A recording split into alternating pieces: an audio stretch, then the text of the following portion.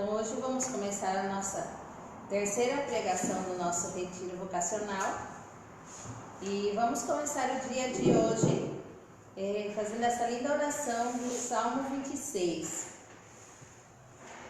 O Senhor é minha luz e minha salvação, a quem temerei? O Senhor é o protetor de minha vida, de quem terei medo? Quando os malvados me atacam para me devorar vivo, são eles, meus adversários inimigos, que resvalam e caem. Se todo um exército se acampar contra mim, não temerá meu coração. Se travar contra mim uma batalha, mesmo assim terei confiança. Uma só coisa peço ao Senhor e a peço incessantemente, é habitar na casa do Senhor todos os dias de minha vida, para admirar aí a beleza do Senhor e contemplar o seu santuário. Assim, no dia mau, ele me esconderá na sua tenda, ocultar-me-á no recôndito de seu tabernáculo, sobre um rochedo me erguerá. Mas desde agora ele levanta a minha cabeça acima dos inimigos que me cercam, e oferecerei no tabernáculo sacrifícios de regozijo com cantos e louvores ao Senhor. Escutai, Senhor, a voz de minha oração, tende piedade de mim e ouvi-me. Fala-vos meu coração, minha face vos busca, a vossa face, ó Senhor, eu a procuro. Não escondais de mim vosso semblante, não afasteis com ira o vosso servo. Vós sois o meu amparo, não me rejeiteis, nem me abandoneis, ó Deus meu Salvador. Se meu pai e minha mãe me abandonarem, o Senhor me acolherá. Ensinai-me, Senhor, vosso caminho, por causa dos adversários, guiai-me pela senda reta. Não me abandoneis à mercê dos inimigos. Contra mim se ergueram violentos e falsos testemunhos. Sei que verei os benefícios do Senhor na terra dos vivos. Espera no Senhor e sê forte. Fortifica-se o teu coração e espera no Senhor. Glória ao Pai, ao Filho e ao Espírito Santo. No princípio, agora e sempre. Com esse salmo belíssimo, que se nós fôssemos comentar esse salmo aqui, nós ficaríamos o dia inteiro comentando, porque tem muito que meditar. Mas é uma introdução hoje que vamos falar sobre o mistério da vocação e a busca da vocação. O que é a vocação? A vocação vem de uma palavra latim vocare, que quer dizer chamado. Todos nós batizados somos chamados a uma missão. Então, todos os batizados temos que buscar o nosso chamado. Em todas as vocações que temos na igreja, que é a vocação matrimonial, a vocação sacerdotal, a vocação religiosa consagrada e a vocação leiga. São as 4 vocações que temos, os 4 chamados que temos dentro da igreja e que cada um, no seu mistério, vai ser levado a conhecer e abraçar. No Salmo, como nós já falava de ontem, o Senhor é minha luz e minha salvação. A quem temerei? Se o Senhor é o protetor da minha vida, de quem eu terei medo? Ontem nós falávamos sobre o medo. Quer dizer, é a confiança. E o salmista também fala hoje da busca. Que fala assim: não escondais de mim o vosso semblante, não afasteis com ira o vosso servo. Quer dizer, eu busco o teu rosto, Senhor. Então, todos nós temos que buscar a vontade de Deus na nossa vida. Então, como o salmista dizia, o único que eu quero é habitar na casa do Senhor por todos os dias da minha vida. Que é andar nos caminhos de Deus, naquilo que Deus me chamou. na minha vocação, no meu chamado. Então, é um mistério. Ontem também a gente comentava sobre isso. A vocação é um mistério, o seu chamado é um mistério. Então, ninguém sabe por que Deus me chama para formar uma família, por que Deus me chama para se consagrar a Ele em favor dos irmãos mais necessitados, ou se me chama para uma vida de oração. É um mistério de Deus, de eu melhor permanecer no mundo e ser semente no mundo e anunciar o Evangelho. É um mistério. Ninguém sabe nessa vida vai saber por completo, porque Deus é o que sabe tudo. Como no Evangelho de hoje. O Evangelho de hoje também foi um tapaço na cara da gente que não tem fé. Que nós também falávamos da fé. Que o pai do menino lá endemoniado falava para Jesus: Senhor, se podes fazer algo, faça, nos ajude. E o que Jesus responde? Se podes algo, tudo é possível para aquele que tem fé. E ontem falamos também da vocação. A vocação, o chamado de Deus também é um chamado de fé. Tudo é pela fé, tudo pode para aquele que acredita.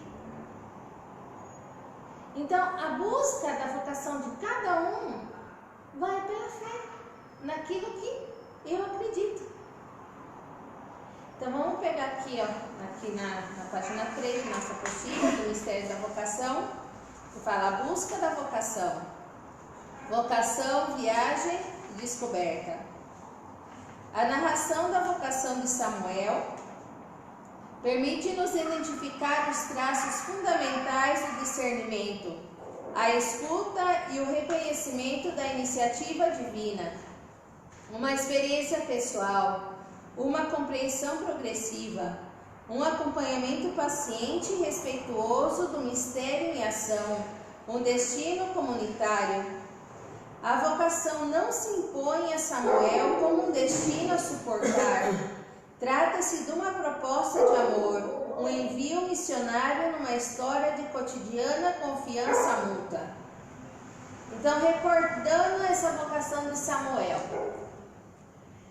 Samuel praticamente foi consagrado desde o ventre de sua mãe.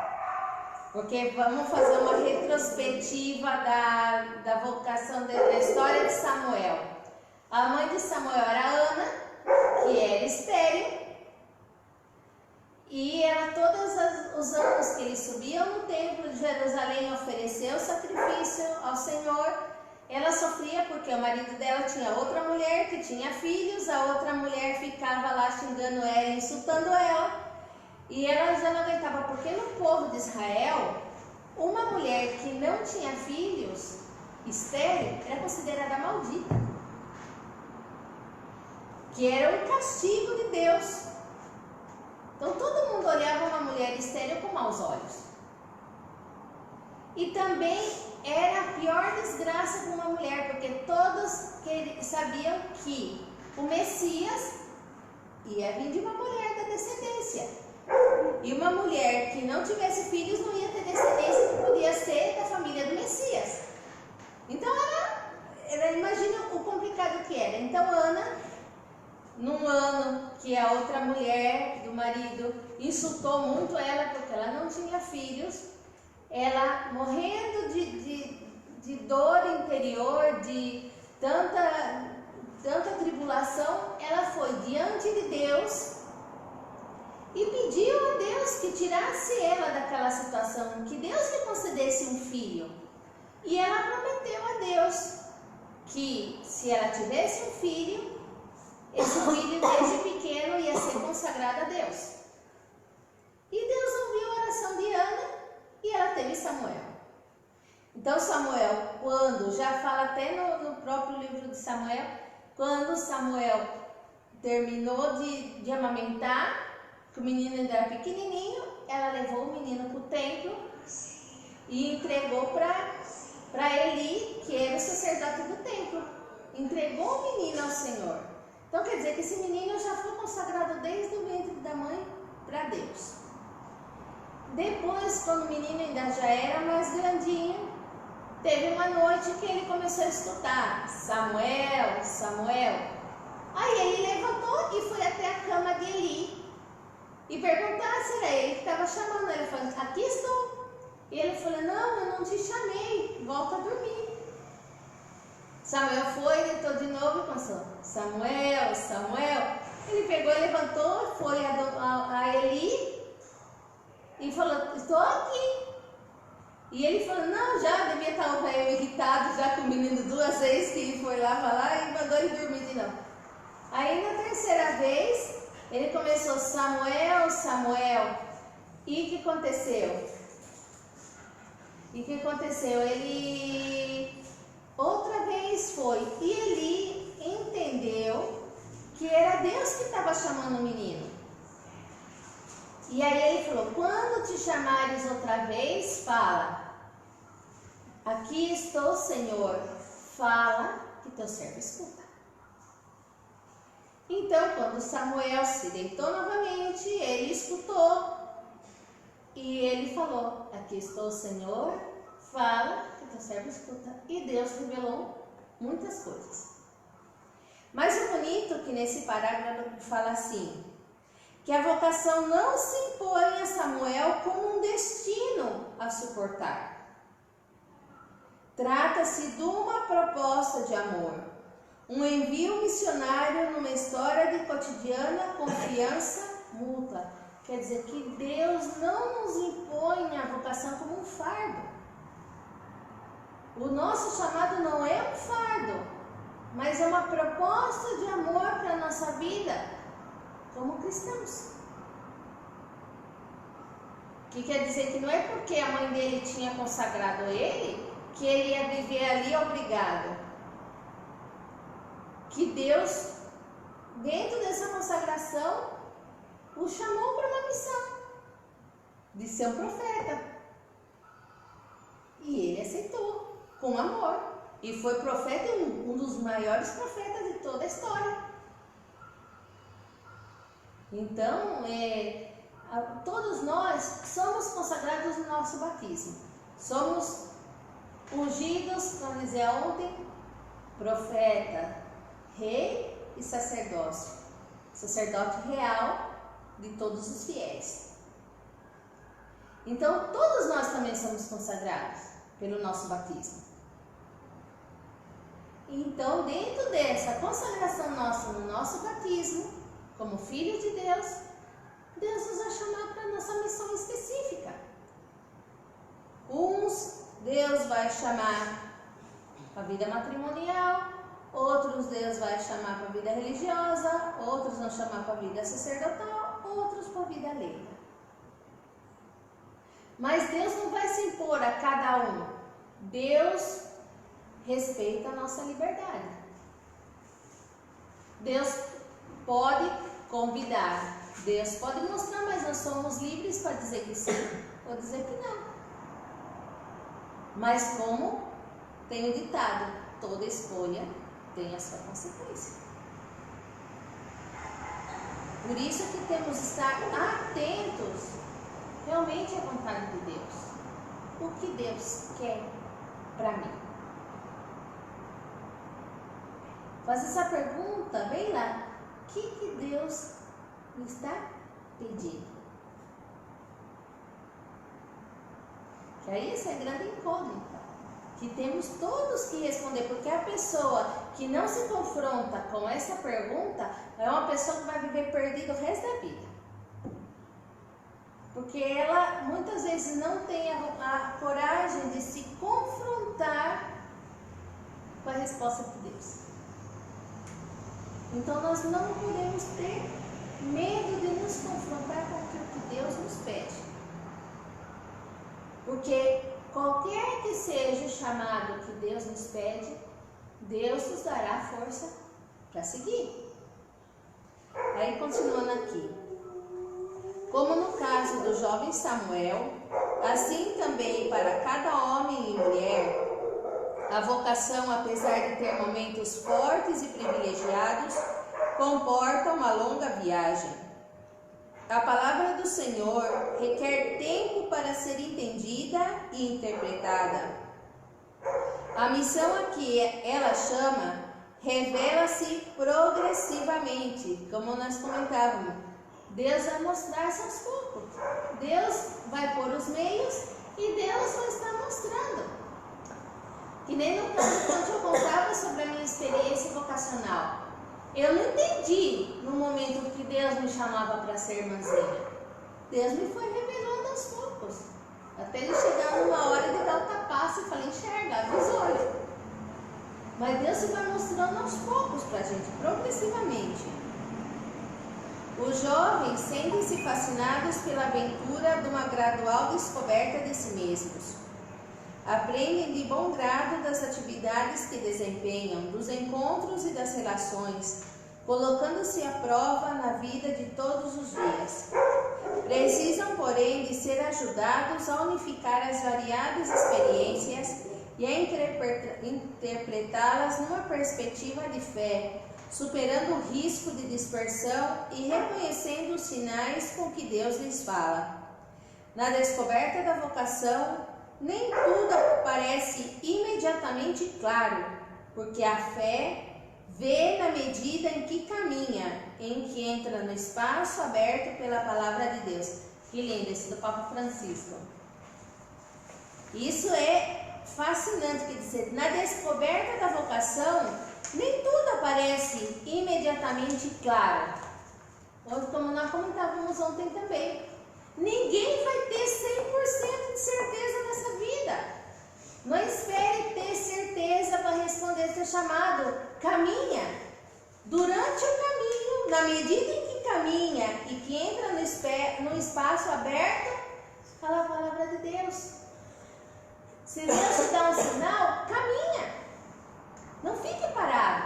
Deus vai revelar aos poucos. Deus vai mostrando, conforme vai caminhando, Deus vai mostrando. Porque certeza, ninguém vai ter certeza do seu caminho. Deus vai mostrando. A mesma coisa, quando uma menina tem realmente esse desejo da vocação matrimonial e quer casar, ela vai pedir para Deus que mandem um moço, um rapaz que seja mais ou menos com as mesmas crenças dela, de uma pessoa que ela possa realmente, com o mesmo desejo de formar uma família. No começo que ela começar a namorar, ela não vai ter certeza se é esse ou não é. À medida que ela irá ter um relacionamento, ela vai ver se é a vontade de Deus ou se não é. A mesma coisa das vocacionadas. Sentem a vocação para a vida religiosa. Vão entrar fazer um aspirantado, fazer uma experiência vocacional. À medida que vai fazendo esse aspirantado, vai ver se realmente essa é a vontade de Deus na sua vida. A mesma coisa na vocação leiga, que quando a mulher começa a ser catequista numa paróquia, no começo não sabe se vai ser isso.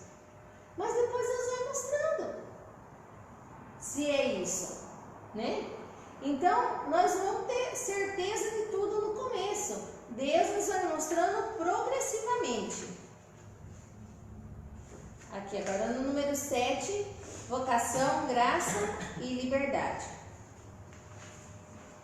Ao longo dos séculos, a compreensão teológica do mistério da vocação conheceu diferentes acentuações, de acordo com o contexto social e eclesial em que o tema foi elaborado.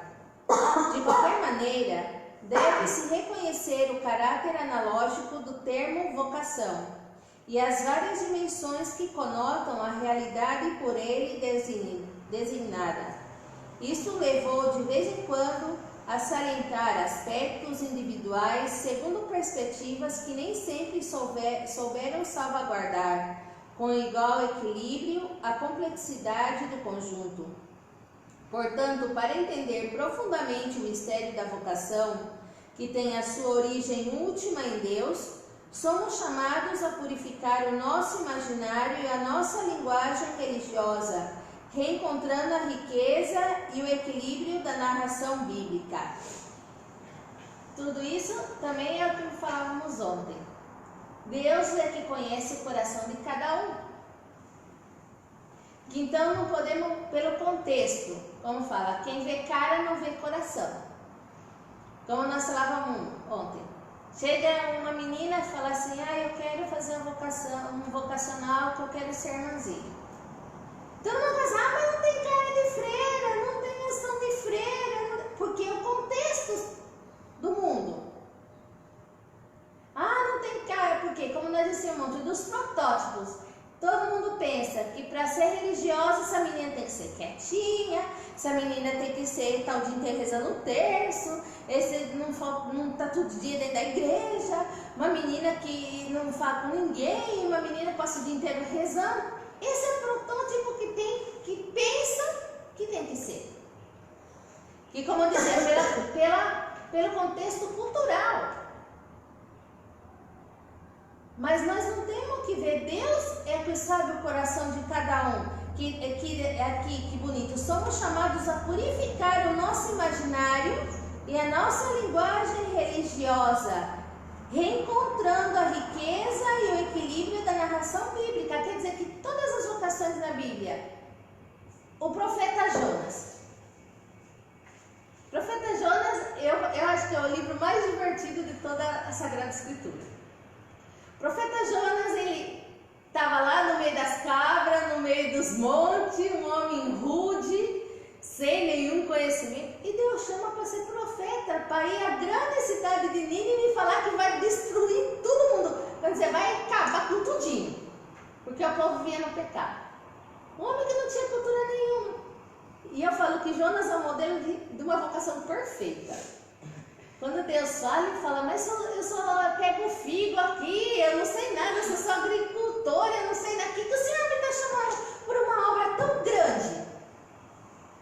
E aí, Deus não, vai até Nínive e anuncia que a destruição, que esse povo não se converte, eu vou lá.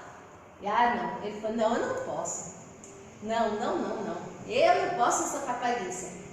O que ele pega? Pega um barco e vai para Tarsis. Tarsis, naquela época, era o fim do mundo. Quer dizer, no mais longe, quer dizer, Deus me está mandando para Nínive de um lado, eu vou lá no PQP para fugir do que Deus me está chamando. Falando, o típico vocacionado. Deus está mostrando de um lado e o nego quer ir lá do quinto dos infernos para fugir da voz de Deus. E o que acontece? Aí ele vai lá, entra naquele barco, começa a ter aquela tempestade, os caras começam, cada um aí invoca seu Deus, aí porque nós vamos morrer naufragado aqui. Até que um dos marinheiros fala assim, não, tem algum que mexeu com o Deus dele e Deus está bravo e nos está castigando. Aí quando ele fala, sou eu que estou fugindo de Deus. O que fizeram com ele? Jogaram ele dentro do mar. Aí se acalmou a tempestade. Aí vem a baleia, engole ele, e ele fica lá no ventre da baleia 3 dias e 3 noites. E onde a baleia vai vomitar ele? Na praia de Nínive. Quer dizer, ninguém pode escapar do seu chamado. Mais cedo ou mais tarde, Deus vai conduzir. Então, por isso, nossa sociedade hoje vive numa maneira que não é capaz de aceitar as vocações como são. E até mesmo a juventude não é capaz de enxergar o que Deus está pedindo. Por quê? Porque a sociedade condena. Hoje, um menino que tem o desejo de ser sacerdote, de se consagrar sua vida no ministério sagrado, de cuidar das almas, cuidar do povo de Deus, Nossa Senhora, pedrada por tudo de lado. Hoje, infelizmente, com tanto caso que a gente vê, infelizmente, de pedofilia, de coisas ruins, todo mundo já joga para esse lado. O menino fala que quer ir para o seminário e já vai falar com o menino é gay. E não é assim. Ou mesmo uma menina que fala que quer ser religiosa falar é sapatona. O que faz um monte de mulher junto na mesma casa? Infelizmente, a nossa sociedade perdeu o rumo de tudo. Mas por quê? Não temos essa purificação de mente. De entender que Deus, desde sempre, chamou e nos deu uma missão. Independente de como somos. Como já falamos, Deus nunca chamou os melhores. Porque a obra é dele. Eu falo justamente, muitas vezes eu falo, Senhor, acho que o Senhor não achou outra pior que eu para me chamar. Mas Deus, na sua infinita misericórdia, é o que chama, é o que dá. Por isso que a vocação é graça. E também liberdade. Porque quem responde realmente à sua vocação, ao seu chamado, é livre. Se sente livre, porque se sente plenamente feliz e realizado naquilo que Deus propôs,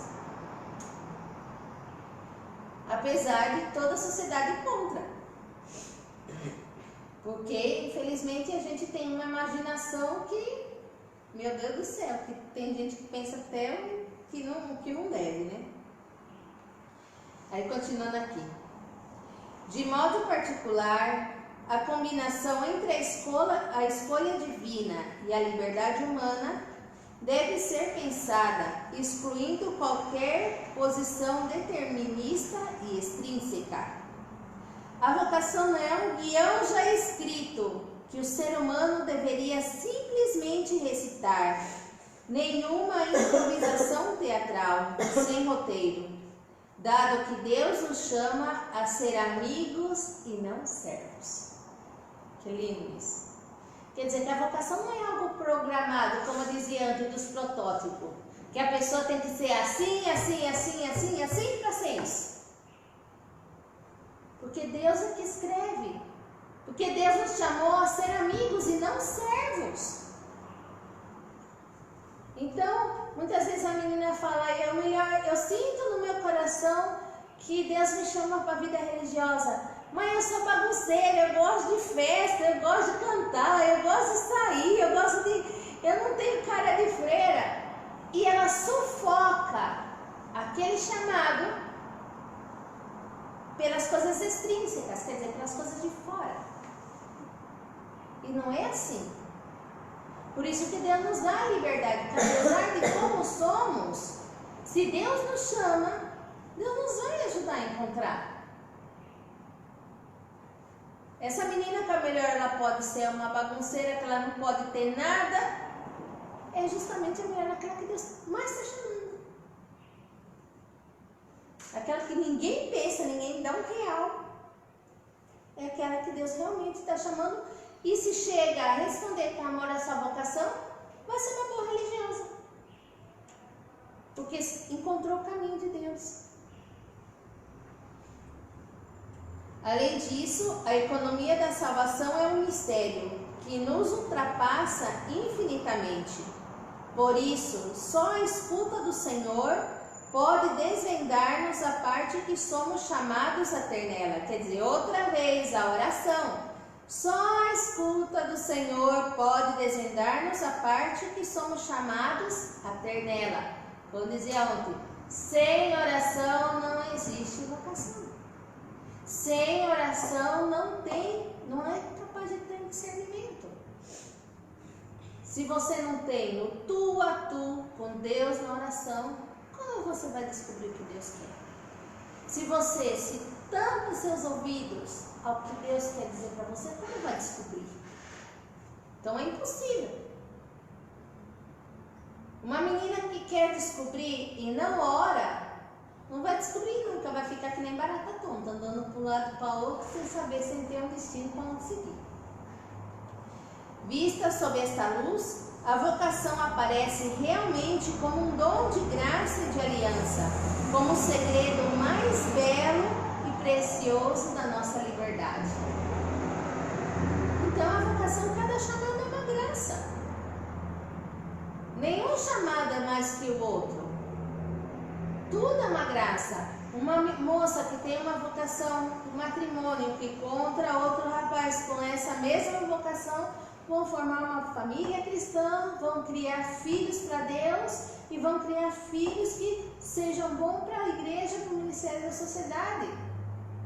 Uma menina que ouve a vocação, que sente o chamado para a vida religiosa, para se entregar, se consagrar de corpo e alma a Deus e viver uma vida livre a serviço de Deus, vai ser feliz, porque encontrou o seu chamado.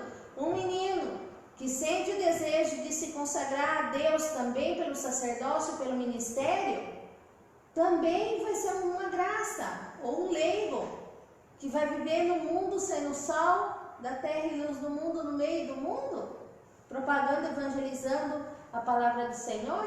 Então tudo é graça. Todas as vocações têm a sua devida importância. E todas as vocações têm a sua graça de Deus. Recebe essa graça do Senhor. Aí na 8 aqui. Criação e vocação. Ao afirmar que tudo foi criado por meio de Cristo e para Ele, a Sagrada Escritura leva-nos a ler o mistério da vocação como uma realidade que marca a própria criação feita por Deus. Deus criou mediante a sua palavra que chama a ser e a vida, e depois distingue no caos da indistinção, imprimindo no cosmos a beleza da ordem e a harmonia da diversidade. Se São Paulo VI já tinha afirmado que toda vida é vocação, Bento XVI insistiu que o ser humano é criado como ser dialógico. A palavra criadora chama cada um em termos pessoais, revelando assim que a própria vida é a vocação em relação a Deus. Quer dizer, que bonito isso. Cada um já no seu chamado da vida é uma vocação de Deus, já a vida. A primeira chamada nossa é a vida. E depois cada um no seu chamado próprio, né? Que foi para isso que Deus nos criou. E para uma cultura vocacional. Falar da existência humana em termos vocacionais permite salientar alguns elementos que são deveras importantes para o crescimento do jovem. Significa excluir que aquela seja determinada pelo destino ou fruto do acaso, e ainda que seja um bem privado a gerir por conta própria. Esse é outra coisa, outro ponto muito importante. Que a vocação também não se dá aqui, por destino ou fruto do acaso. Por isso que a gente tem que tirar da cabeça isso que fala, uma menina quer ir para o convento porque brigou com o namorado, não deu certo, teve uma desilusão amorosa e vai para o convento. Gente, uma menina que vem com esse fim não vai ser religiosa nunca, porque não tem vocação. Porque eu tive uma desilusão na vida, eu quero fugir para um lugar, não quero ver mais ninguém, vou para um convento de clausura, para um mosteiro, não vou ver mais ninguém, vou passar minha vida rezando. Isso é uma fuga, isso não é vocação. Porque me dá uma raiva, sou muito sincera, me dá uma raiva. Quando o povo ignorante começa a perguntar e fala assim, é que você não achou nenhum namorado, porque você virou freira? Gente, eu tenho vontade de dar um murro na cara de um infeliz. Me dá vontade de dar um murro na cara do infeliz. Porque não é assim, porque eu tive uma desilusão amorosa que eu vou buscar a vida religiosa. Ou porque eu me acho feia, eu não vou achar um homem que me ame, vou ser freira. Quer dizer que para Deus o pior? Não é assim, Deus nos ama da maneira que nós somos. Então a vocação não é fruto do acaso. Não, eu vou casar com esse daí, mesmo que eu sei que ele é um Zé Droguinha, que ele não vai para a igreja, que ele... mas eu gosto dele, ele trabalha, tem dinheiro, tá bom? Isso é discernimento? Isso é vocação? Pois não. Então Deus nos ama de como somos. Então cada vocação não é fruto do acaso, do destino. são coisas que realmente Deus nos coloca em nossa vida como já falamos, como um dom e como uma graça. Então, essa é uma coisa muito séria para a gente brincar. Que falar, não, é coisa do destino, eu encontrei, igual mesmo essas meninas que iam falar, as paixonites agudas. Vê um moço, ai meu Deus, estou apaixonada. Não importa se o moço fuma, se o moço faz mulherengo, se é um Zé Droguinha, se é não sei. Ai não, é bonito, estou apaixonada. Quer casar com ele? Depois vai, namora, leva umas porradas, que nós estamos vendo cada dia aí de feminicídio, de tantas coisas. Mas por quê? Por causa disso. Não se decide, não tem um discernimento. Então, não é fruto do acaso.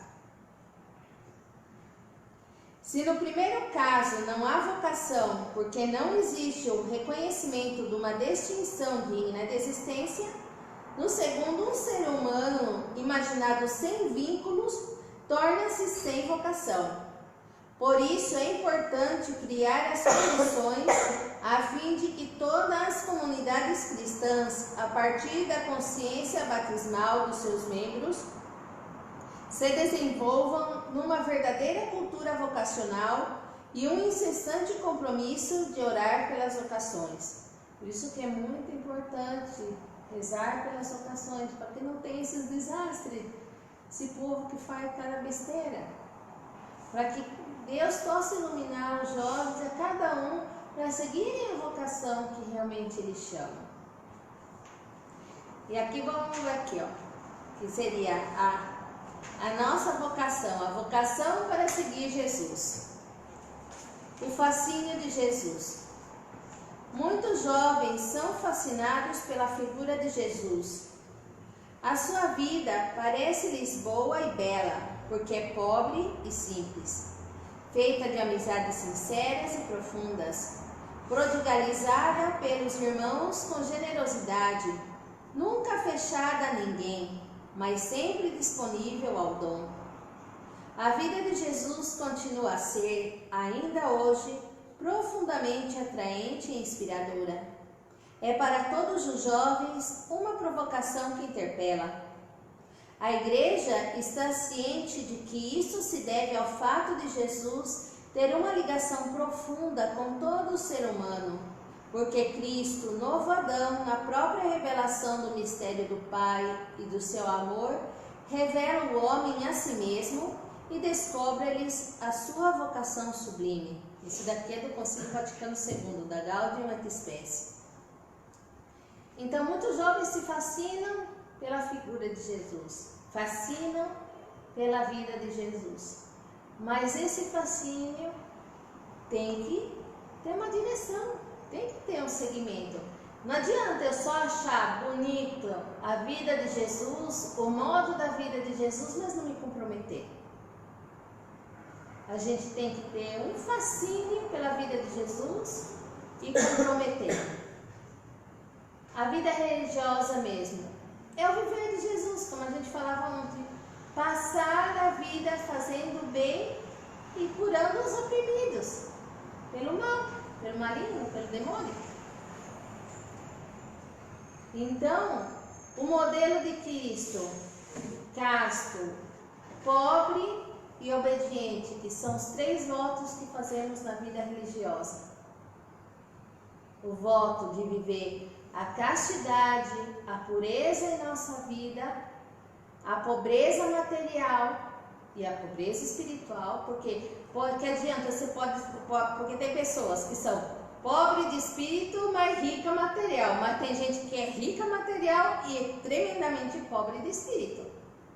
Nós, no segmento de Cristo, somos chamados a ser pobre de espírito e pobre materialmente, quer dizer, não é viver na miséria, porque é uma coisa quando você vê aquelas pessoas pobres que andam de farrapo, anda tudo descuidado aí, isso daí já não é pobreza, isso daí é miséria e muitas vezes é desleixo. Então não é isso, a gente não pode confundir uma coisa com outra. Mas a pobreza de espírito é a pessoa que é desprendida de tudo, é capaz de se desprender das coisas, tanto materiais como das coisas espirituais, que me prendem, que me podem impedir de seguir o caminho de Cristo. E viver a obediência. Que quer dizer que ver que Deus nos pede as coisas e ser obediente e temente a Deus, nós, as religiosas, no caso, aos nossos superiores, que sempre fomos vistos que os superiores é a figura de Deus, né, gente? A vontade, quando um superior pede uma coisa pra gente, a gente tem que ter esse espírito de fé e saber que através desse superior, através desse mandato, Deus nos está falando. E realmente a gente vê graças de Deus muito grande, que você não sabe. Eu falo assim, eu não estou entendendo, mas obedeço. Mas Deus faz a obra. Então, isso é o fascínio de viver a vida de Jesus com esse comprometimento, não só achar bonito e aí ficar. Aí agora o outro aqui, o 11. Fé, vocação e discipulado. Na verdade, Jesus não só fascinou com a sua vida, mas também chamou explicitamente a fé. Encontrou homens e mulheres que reconheceram nos seus gestos e nas suas palavras a maneira correta de falar de Deus e de se relacionar com Ele, anuindo aquela fé que leva à salvação. Filha, a tua fé te salvou, vai em paz. Esse daqui foi do capítulo da pecadora, né? Que quando foi apedrejada e quando já ninguém condenou ela, e ela falou assim, não me vai condenar? E Jesus falou, não, ninguém te condenou. Então ele falou, vai, né? Filha, a tua fé te salvou, vai em paz. Mas outros que o encontraram foram chamados a tornar-se seus discípulos e testemunhas. A quem quer ser seu discípulo, ele não escondeu a exigência de carregar a própria cruz todos os dias e segui-lo por um caminho pascal de morte e ressurreição. Essa foi a condição de tudo. Quem quer me seguir, negue-se a si mesmo, tome sua cruz e me siga. Ele nunca disse que ia ser fácil. Que todo caminho é um caminho pascal de morte e ressurreição. Que todos os dias temos que morrer por pecado e ressuscitar pela vida na graça. E a fé das testemunhas continua a viver na igreja, sinal e instrumentos de salvação para todos os povos. A pertença à comunidade de Jesus conheceu sempre diversas formas de seguimento. A maioria dos discípulos viveu a fé nas condições normais da vida de todos os dias, mas outros, incluindo algumas figuras femininas, partilharam a existência itinerante e profética do Mestre, desde o princípio dos apóstolos. Quer dizer, que aí já se deu as vocações, que uns seguiram Jesus anunciando, outros seguiram Jesus mais de perto. Então aí está na diferença. Qual que fala assim, qual é a diferença de uma pessoa que forma uma família e de uma pessoa consagrada? Uns vão seguir Jesus dentro do mundo e outros vão seguir Jesus mais de perto. A Virgem Maria. Não se tem como falar de vocação sem falar de Nosso Senhor. Entre todas as figuras